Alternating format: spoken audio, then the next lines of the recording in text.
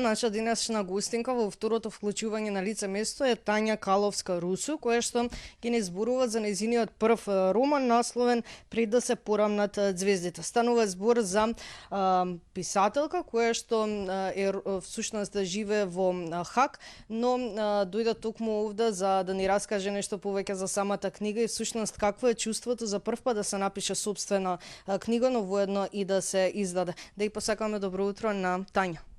Добро утро, Марија, и добро утро за сите гледачи на Телма телевизија. Многу ми е драго што сум денес тука со вас. Драго ни е на нас како екипа што имаме можност да разговараме за вашиот прв роман, како што напоменав. На самиот почеток ќе прашам од каде самата инспирација за прв пат да се напише роман ете во повозрасни години. Па знаете како, јас од секогаш сакав да пишувам и јас и пишував. Јас сум проектен менаџер по професија и некако животот ме однесе во други правци, иако од секогаш сакав да пишувам.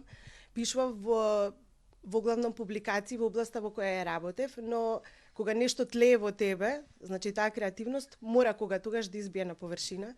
И јас со години размислував да напишам книга, се додека еден ден едноставно не решив да седнам и да почнам да пишувам.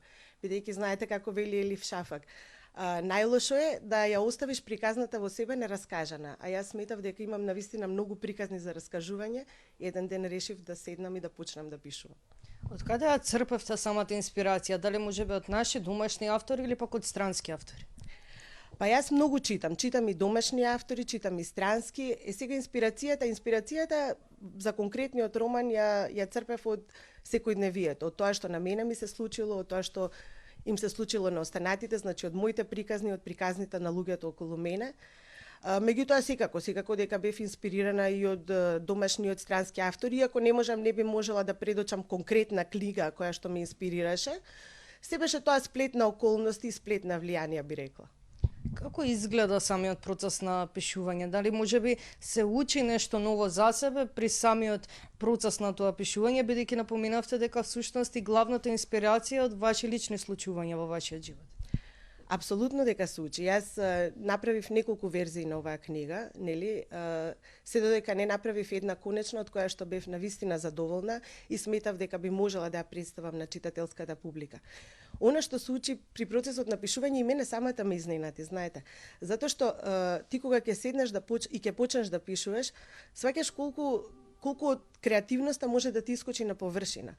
И добиваш идеи и ги преточуваш тие идеи во напишан збор, идеи за кои што не си ни знаел дека ги имаш. Значи, сами од себе си се изненадуваш, би рекла.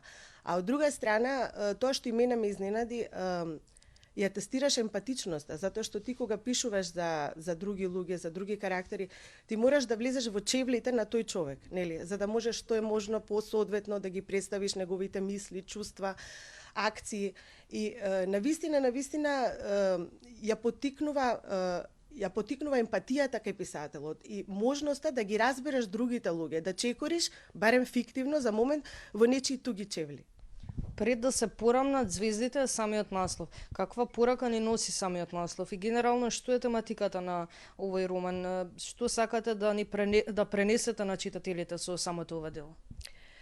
Па романот зборува за две загуби. Едната е лична, персонална, а другата е системска, институционална. Меѓутоа, јас воопшто не сакав ова да биде роман во кој што ќе провејува песимизам. Баш напротив, јас сум многу реален човек и сакав да напишам реален роман. И романот во принцип зборува дека човек ќе искуси се во животот, нели? Ќе искуси и болка, и среќа, и радост, и тага, и не можеш да го избегнеш ниту едното, ниту другото, затоа што тука некаде на процепот меѓу тие две стои животот. И всушност тоа е и главната порака, основната порака на романот, дека некогаш ќе се порамнат ѕвездите, значи тоа е суштината на постоењето, значи ќе настане некаков баланс, некаква рамнотежа. Еве пред самиот крај, иако објаснивте самата тематика на романот, зошто да ја прочитаме и за кој најмногу ја препорачувате?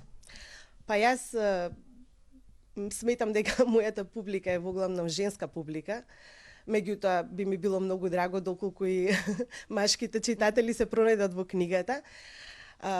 Па знаете како, зошто да ја прочитате? Јас би рекла дека ако барем еден дел, една реченица, еден настан, една случка од романот допре до читателот, јас ќе сметам дека сум ја постигнала целта. Ви благодарам многу за одвоеното време и навистина ми беше драго што имавме можност да кажеме нешто повеќе за вашиот прв роман. Ви благодарам и вам. Благодарам уште еднаш. Пред самиот крај верувам дека дадовме на топла препорака на сите љубители на пишаниот збор. Еве ќе го покажеме романот кој што го најавивме, прв роман на мојата денешна гостинка и верувам дека ова вклучување беше добро дојдено за нашите гледачи. Пред самиот крај ќе ве поздравам уште еднаш и се гледаме повторно утре во новото издание Нутринска на Телма, се разбира со нова интересна тема токму од терен.